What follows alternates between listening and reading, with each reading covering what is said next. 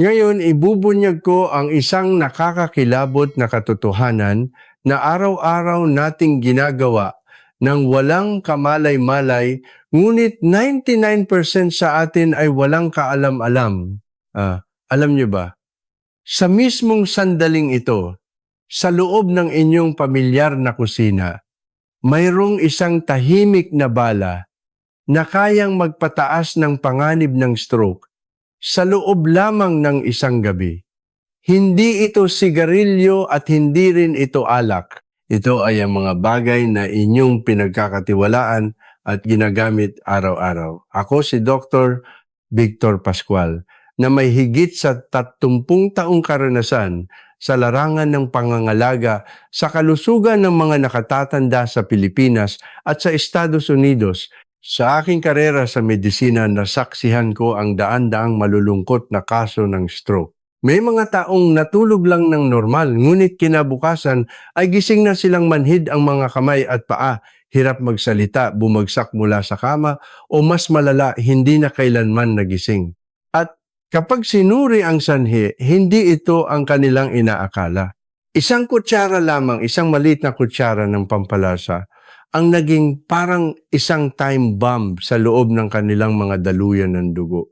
Lihim nitong sinisira ang pader ng mga ugat. Pinatataas ang presyo ng dugo nang walang tigil at bumubuo ng nakamamatay na pamumuo ng dugo na nagbabanta sa inyong buhay kahit na kayo ay mahimbing na natutulog. Ngunit simula pa lamang iyan, mula ngayon ibubunyag ko ang 6 na lubhang mapanganib na pampalasa na matatagpuan sa halos lahat ng tahanan at ginagamit sa bawat pagkain. Araw-araw, unti-unti nilang sinisira ang inyong kalusugan, lalo na ang ika-6 na pampalasa na ibubunyag ko sa dulo ng video ay 10 beses na mas mapanganib kaysa sa alinman isang tunay na sugo ng kamatayan. Ito ay laging kasama sa bawat pagkain ng mga Pilipino at lihim na nakakapinsala sa milyon-milyong tao bawat taon. Bago tayo magsimula, kung hindi pa po kayo nakasubscribe sa channel na Araw-Araw na Kalusugan, mangyaring pindutin ang subscribe button at i-on ang notification bell. Sa ganitong paraan, hindi ninyo malalampasan ang mga praktikal at makatotohanang payong pangkalusugan.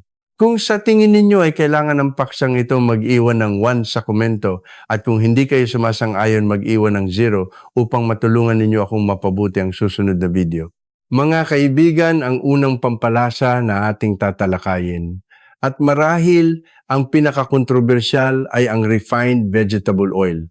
Marahil marami sa inyo ang magugulat dahil matagal na nating naririnig na ang sunflower oil, corn oil, canola oil at soybean oil ay mabuti para sa puso, isang mas malusog na pagpipilian kaysa sa mantika ng hayop. Ngunit ang ipinapakita ng modernong agham ay isang ganap na naiibang katotohanan.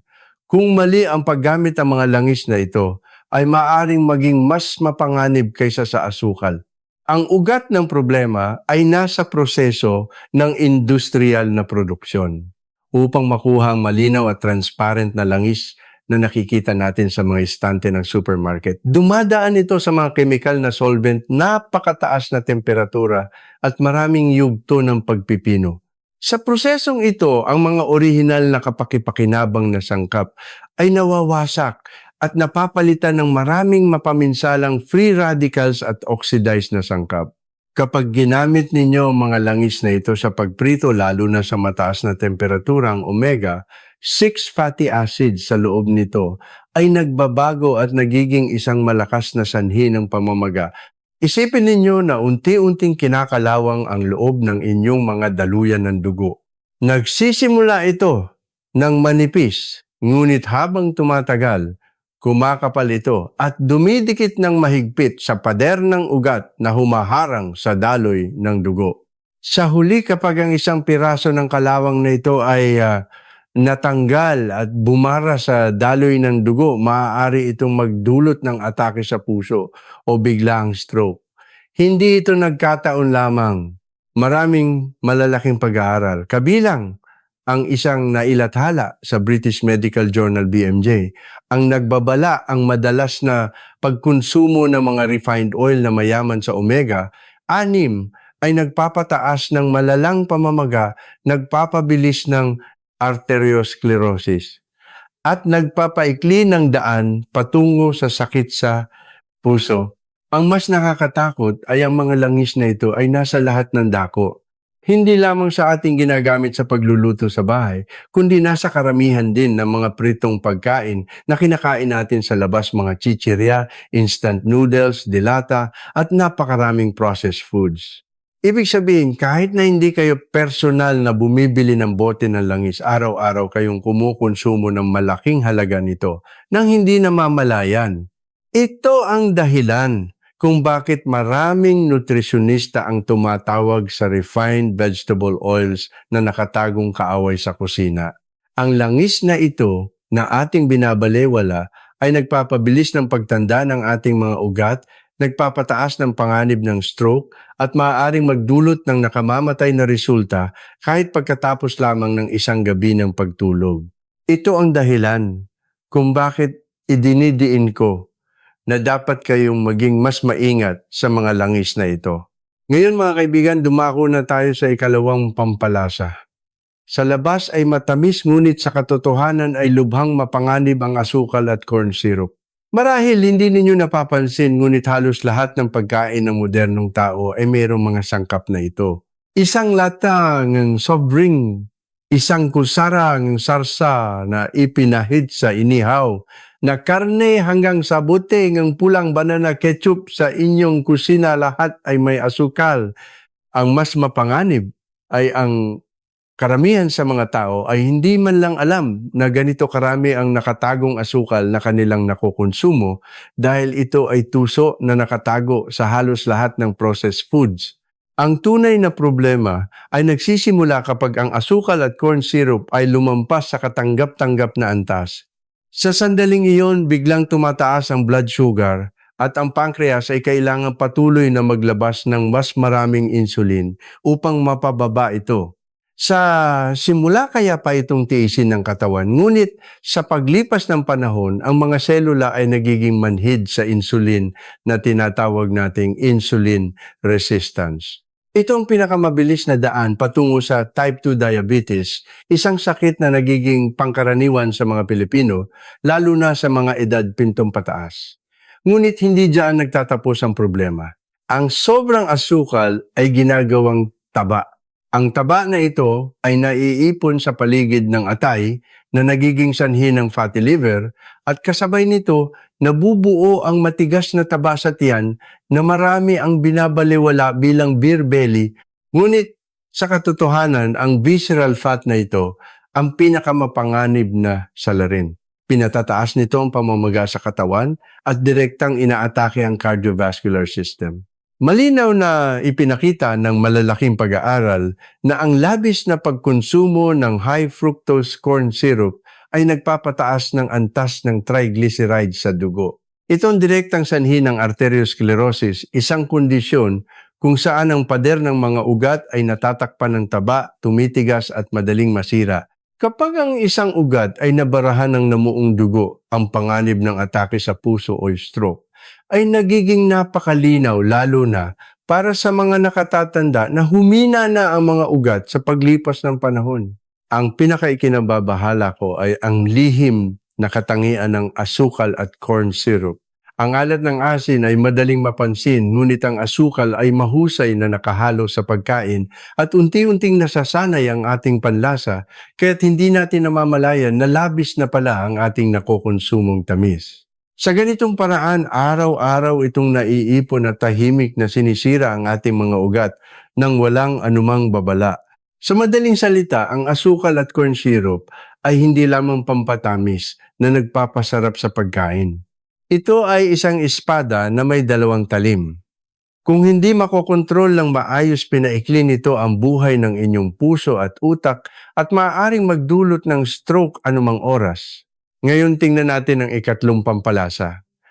Mahirap pag-usapan ng pagkaing Pilipino nang hindi nababanggit ang patis at toyo. Ang mga ito ay hindi lamang simpleng pampalasa, kundi ang kaluluwa ng napakaraming tradisyonal na pagkain. Mula sa isang mangkok ng mainit na sinigang, na pinalinamnam ng patis sa tagulan, hanggang sa iba't ibang ulam na may malinamnam na lasa ng toyo. Ang mga pampalasang ito ay malalim na nakaugat sa buhay at alaala ng mga Pilipino sa loob ng daan-daang taon. Sinasabi ng ilan na ang mga fermentadong pagkain ay mayaman sa mga kapaki-pakinabang na bakterya para sa bituka na tumutulong sa panunaw at nagpapanatili ng kalusugan ng bituka. Bagamat may katotohanan ito sa ibang produkto, may isang aspeto na hindi napapansin ng marami.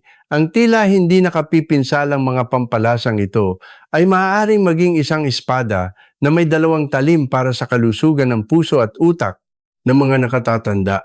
Ang pinakaikinabbabahala ay ang napakataas na nilalaman ng asin sa patis at toyo.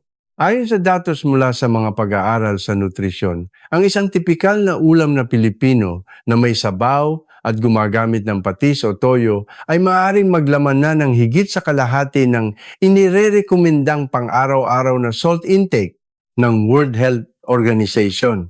Ibig sabihin, kung ang isang taong may edad 50 o 20 pataas ay kumakain ng isa o dalawang ulam na maalat araw-araw, madali nilang nalalampasan ang ligtas na pamantayan ng sodium. Kapag labis ang naipon na sodium, pinapanatili ng katawan ang mas maraming tubig na nagpapataas ng dami ng dugo. Dahil dito, kailangang mag-pump ng mas malakas ang puso at ang pader ng mga ugat ay sumasailalim sa matinding presyon. Ang mga humina ng ugat sa utak, lalo na ang maliliit na capillaries, ay mas madaling masira. Isang beses lang na biglang tumaas ang presyon ng dugo, maaaring pumutok ang isang ugat at magdulot ng brain hemorrhage na maaaring humantong sa pagkawala ng kakayahang magsalita at gumalaw o kahit na kamatayan. Binibigyang diin ng maraming pag-aaral, kabilang ang isang ulat sa Journal of Hypertension, na ang maaalat na pagkain ay isa sa mga pinakamalaking risk factor para sa stroke, lalo na sa mga matatanda. Ang kabalintunan ay kahit na may mga benepisyo, ang pagbuburo ito ay nawawalan ng saysay kapag labis ang asin. Hindi mo nakukuha ang buong benepisyo ng fermentation. Sa halip ay dinadala mo ang pinsala ng labis na pagkonsumo ng asin. Sa madaling salita, ang pagkain pinaniniwalaan nating mabuti para sa katawan ay maaaring maging isang potensyal na banta sa puso at utak. Hindi ito nangangahulugan na dapat nating alisin ng tuluyan ng patis at toyo sa ating hapagkainan. Ang mga ito ay isang haligi ng kulturang Pilipino sa pagluluto. Gayunpaman, kailangan nating baguhin ang paraan ng paggamit nito. May mga paraan tulad ng pagpili ng low-sodium na toyo, paggawa ng mas malabnaw na sabaw, pagdaragdag ng maraming gulay, at pag-inom ng sapat na tubig upang magkaroon ng balanse. Sa ilang maliliit na pagbabago lamang, maaari nating matamasa ang tradisyonal na lasa nang hindi ginagawang isang nakatagong kaaway sa kusina, ang patis at toyo na nagpapalaki sa panganib ng stroke. Ang ika-4 na pampalasa ay maaaring ikagulat ninyo. Kung hihilingin na pumili ng isang pampalasa na kumakatawan sa pagkaing Pilipino, marahil ang isa sa mga unang maiisip ng marami ay ang iba't ibang uri ng sarsa na may pinagsamang tamis at alat. Ang mga ito tulad ng banana ketchup o sweet chili sauce ay mga pampalasa na, kasama na ng mga Pilipino sa loob ng maraming henerasyon at matatagpuan sa halos lahat ng pamilyar na pagkain. Mula sa isang plato ng Filipino-style spaghetti sa pritong manok hanggang sa sausawan ng lumpiang Shanghai, naroroon ang bakas ng mga sarsang ito. Ang kombinasyon ng maanghang maalat at matamis na lasa ay lumilikha ng isang malakas na pang-akit at para sa marami ito ay nagiging parang isang adiksyon. Gayunpaman, sa likod ng kaakit-akit na kulay nito ay may nakatagong panganib na nagdudulot ng dobling banta sa puso at utak, lalo na para sa mga nakatatanda. Ang pinaka-ikinababahala sa mga sarsang ito ay ang mapanganib na kombinasyon ng asin at asukal. Hindi lamang ito maalat, ang mga pampalasang ito ay naglalaman din ng malaking halaga ng asukal. Ibig sabihin, sa isang maliit na kutsara lamang, sabay mong inilalagay ang asin at asukal sa iyong katawan.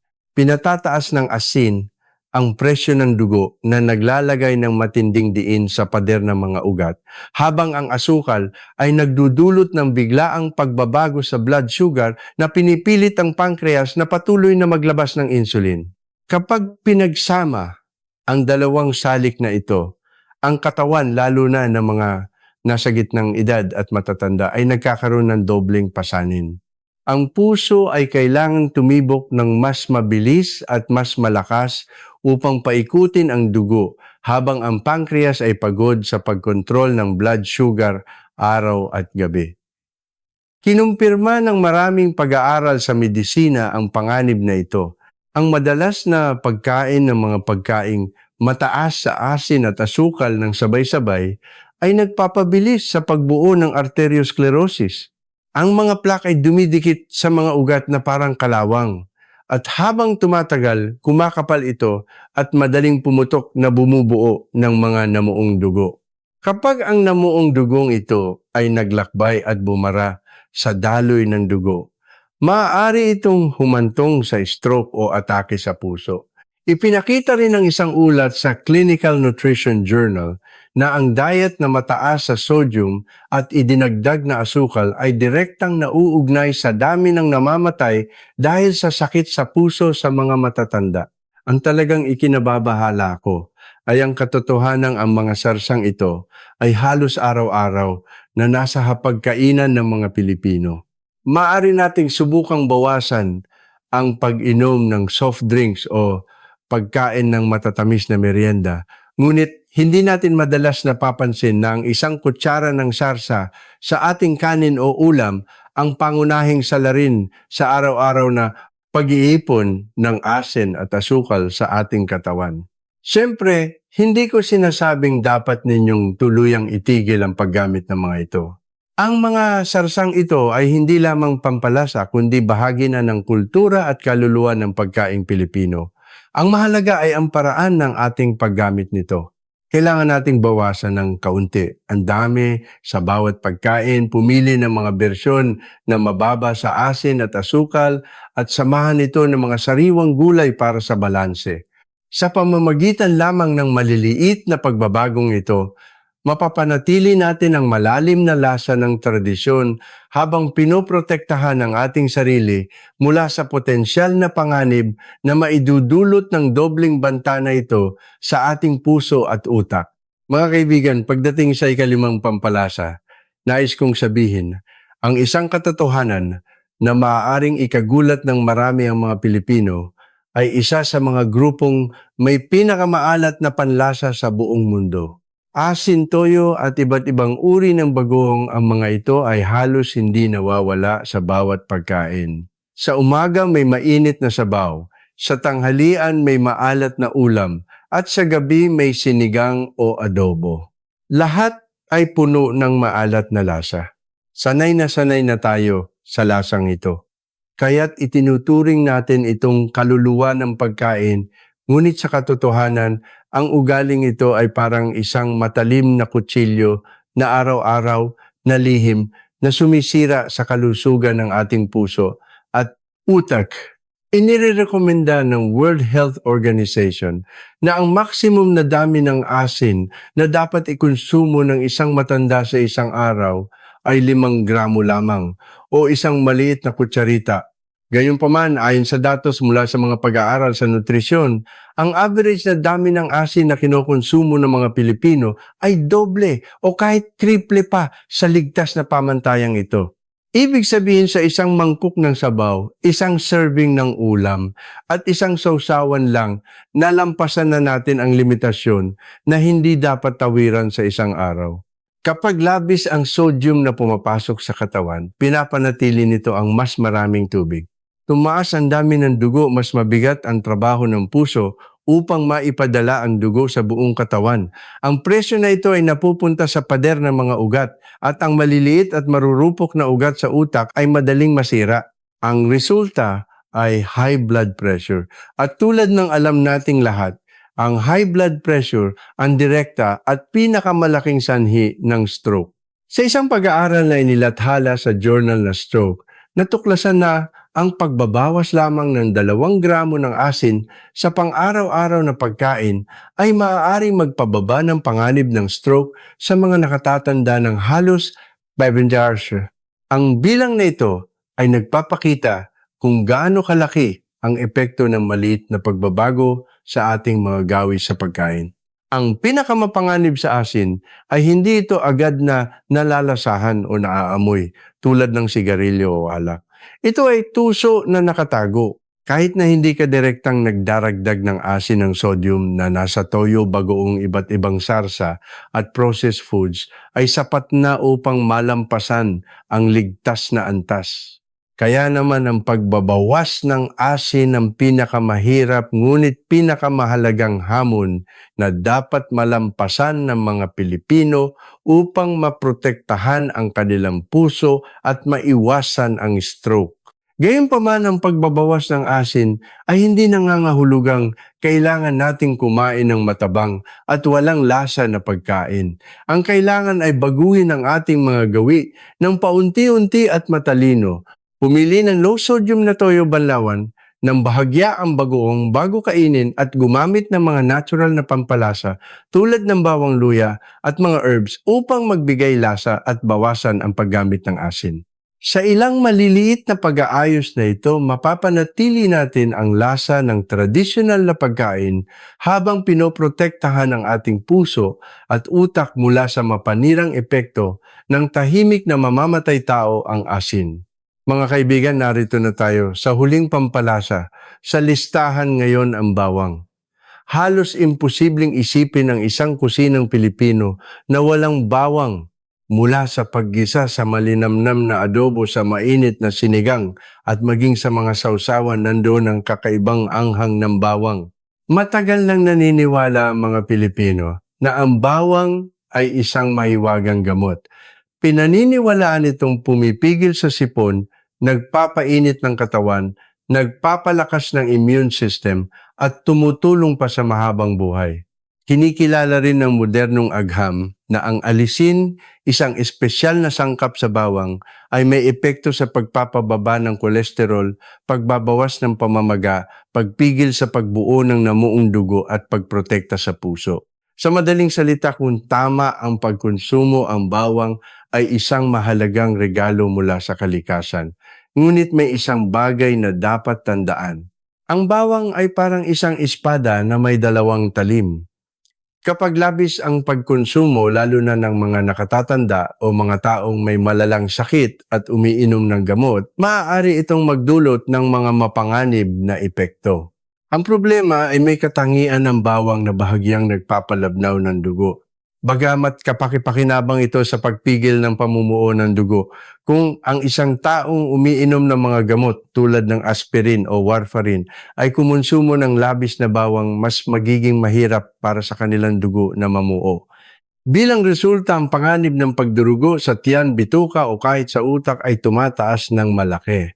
Nagbabala rin ang Journal of Nutrition na ang mataas na dosis ng katas ng bawang kapag ginamit kasabay ng mga anticoagulant ay maaaring magdulot ng malubhang komplikasyon. Gayunpaman, maraming matatandang pasyente ang binabalewala ang katotohanan ito sa pag-aakalang ligtas ito dahil ito ay natural. Bukod sa dugo, naaapektuhan din ito ang digestive system. Ang pagkain ng maraming hilaw na bawang ay maaaring magdulot ng kabagpangangasim ng sikmura, hindi pagkatunaw ng pagkain at maging pananakit ng tiyan. Para sa mga may sensitibong tiyan ng labis na pagkonsumo ay maaaring maging sanhi ng biglaang pagbaba ng presyon ng dugo na nagreresulta sa pagkahilo o vertigo at madaling pagkatumba. Tulad ng alam ninyo, para sa mga nakatatanda, kahit ang simpleng pagbagsak ay maaaring magdulot ng malubhang komplikasyon sa kalusugan sa pangmatagalan. Ang mahalagang punto na gusto kong bigyang diin ay ito, ang bawang mismo ay hindi masama. Sa katunayan, ito ay napakabuti para sa kalusugan, ngunit kailangan nating malaman ang tamang dami. Ang maling paniniwala ay mas marami mas mabuti. Sa katotohanan, sapat na ang ilang butil ng bawang sa isang araw upang matamasa ang mga benepisyo nito nang hindi nagdudulot ng potensyal na panganib sa puso at mga ugat sa utak. Sa madaling salita, ang bawang ay isang malinaw na patunay sa matandang kasabihan, ang pagkakaiba ng gamot at lason ay nasa dosis lamang. Kung kakainin ng katamtaman ng bawang, ay isang tapat na kasama na magpoprotekta sa inyong puso at makakatulong sa pag-iwas sa stroke.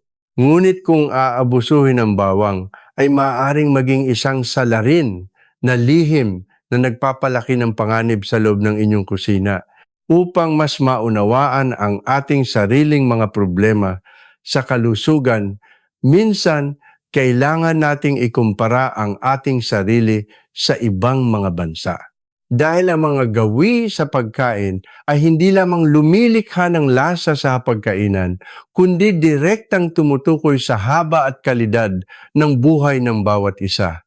Kung ikukumpara natin, makikita natin na marami pang dapat baguhin ang mga Pilipino upang maging mas malusog at mabuhay ng mas matagal. Tingnan natin ang ating kalapit bansa, ang Japan. Ang mga Hapon ay kilala sa kanilang simpleng pagkain at kumukonsumo ng mas kaunting asin kaysa sa mga Pilipino. Kasabay nito, kumakain sila ng iba't ibang gulay, lamang dagat at seaweeds. Ayon sa datos ng World Health Organization, ang average na pang-araw-araw na pagkonsumo ng asin ng mga Hapon ay halos kalahati lamang ng sa mga Pilipino. Dahil dito, ang bilang ng kaso ng high blood pressure at stroke sa kanila ay mas mababa. Ang ugali nilang ito ng pagkain nang hindi gaanong maalat ay may malaking papel sa pagiging isa sa mga bansang may pinakamahabang life expectancy sa mundo. Sa Japan, karaniwan na makakita ng mga matatanda na lampas na sa 90 anyos na malusog pa rin, matalas ang isip, nakakalakad ng maayos at nakikilahok pa sa mga aktibidad sa komunidad. Ito ay malinaw na nagpapakita na ang pagkain ng hindi maalat ay hindi nangangahulugan ng pagkawala ng lasa ng pagkain, kundi ito ang gintong sikreto sa pagpapanatili ng kalusugan habang buhay. Ngayon, ilayo natin ang ating tingin sa rehiyon ng Mediterranean. Ito ay tinatawag na paraiso ng Golden Diet. Ang mga taga-Mediterranean ay may ugali na gumamit ng extra virgin olive oil sa halip ng mga refined vegetable oils tulad ng corn oil, soybean oil at canola oil. Ang espesyal sa olive oil ay mayaman ito sa mabuting taba, hindi gaanong nagbabago sa proseso ng pagluluto at may natural na anti-inflammatory effect. Bukod sa paggamit ng olive oil, ang kanilang diet na may sariwang gulay at prutas, isda, iba't ibang uri ng mani at whole grains, ang dahilan kung bakit napakababa ng bilang ng sakit sa puso sa rehiyong ito. Ang nakakatuwa ay umiinom pa rin sila ng alak, kumakain ng keso, at paminsan-minsan ay kumakain ng pulang karne, ngunit dahil sa balanse ng kanilang buong diet, napapanatili nilang malusog ang kanilang puso. Iniulat pa ng maraming internasyonal na pag-aaral na ang Mediterranean diet ay nakakatulong sa pagpapabuti ng memorya, paglilinaw ng isip at pag-iwas sa paghina ng pag-iisip sa mga nakatatanda. Kung pagsasamahin natin ang dalawang senaryong ito, isang napakalinaw na katotohanan, ang lumalabas ang haba ng buhay at kalusugan ng isang bansa ay mahigpit na nauugnay sa kanilang mga gawi sa pagkain. Ang mga Hapon ay may mas mababang bilang ng stroke dahil mas mahusay nilang kinokontrol ang asin. Ang mga taga-Mediterranean ay may mas malusog na puso dahil pinipili nila ang olive oil sa halip na refined oils. Paano naman tayo?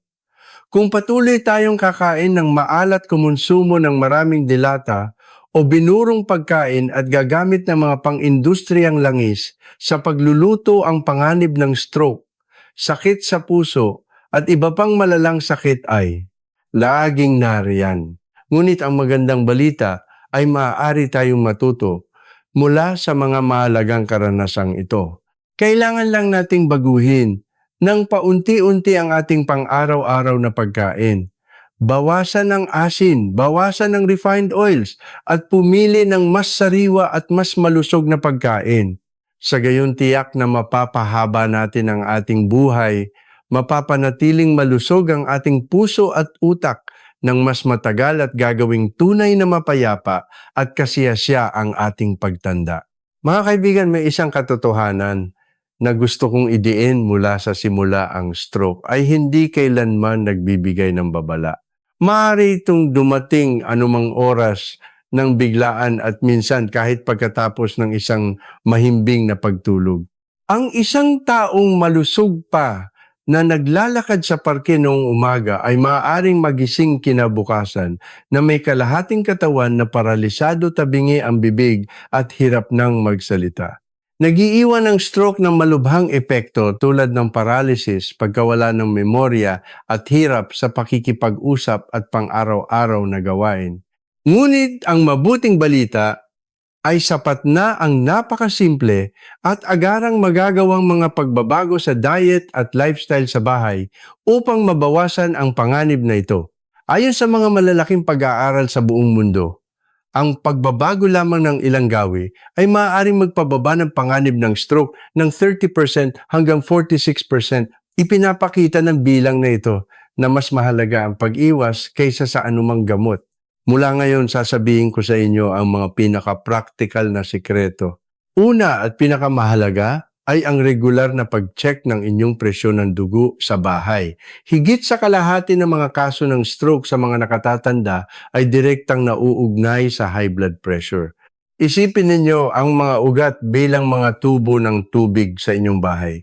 Kung masyadong malakas ang presyon ng tubig ang tubo, ay maaaring umumbok, magkaroon ng lamat at pumutok anumang oras. Ganon din sa high blood pressure.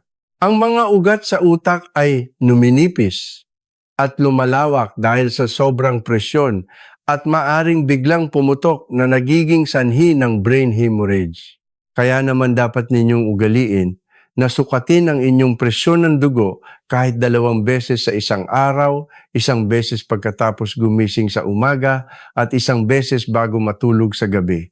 Ang mga electronic blood pressure monitor ngayon ay madaling gamitin at sa loob lamang ng ilang minuto ay malalaman ninyo ang inyong kondisyon. Sa regular na pagsukat, maaga ninyong matutuklasan ang anumang hindi normal na senyales at maia-adjust ang inyong lifestyle o kumonsulta sa doktor. Pangalawa, balansehin ang pagkonsumo ng sodium sa pagkain sa pamamagitan ng potassium. Ang sodium mula sa asin ay nagpapanatili ng tubig sa katawan at nagpapataas ng presyon ng dugo, habang ang potassium naman ay tumutulong sa paglabas ng sodium sa katawan at nagpapatatag ng presyon ng dugo. Ngunit madalas nating binabaliwala ang simpleng sikretong ito. Makakakuha kayo ng potassium mula sa mga pamilyar na pagkain tulad ng saging, kamote spinach o kangkong, kalabasa, kamatis at mga prutas na citrus. Sa bawat pagkain, kung magdaragdag kayo ng mga gulay na mayaman sa potassium o kahit isang saging lang bilang dessert, mas mapoprotektahan ninyo ang inyong puso at mga ugat sa utak. Pangatlo, uminom ng sapat na tubig. Tila napakasimple, ngunit marami sa atin ang nakakalimot dito.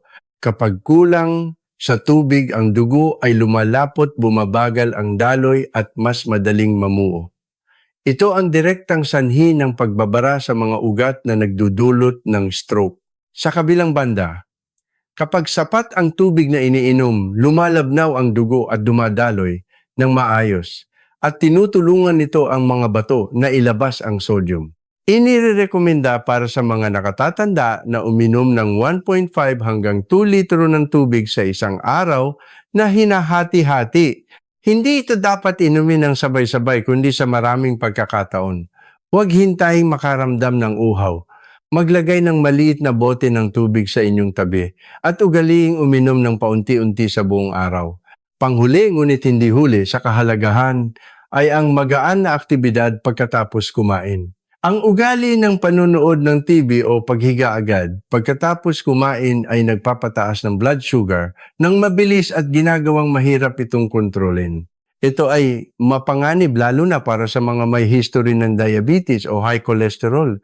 Ang simpleng paglalakad sa loob ng bahay ng 10 hanggang 15 minuto o paggawa ng simpleng stretching pagkatapos kumain ay sapat na upang mapanatiling stable ang blood sugar at mapabuti ang panunaw.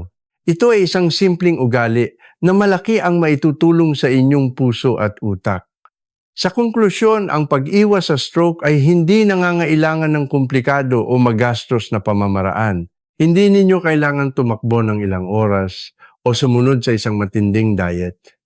Ang tunay na pag-iwas ay nangyayari kapag ang maliliit na pagbabago ay patuloy na ginagawa.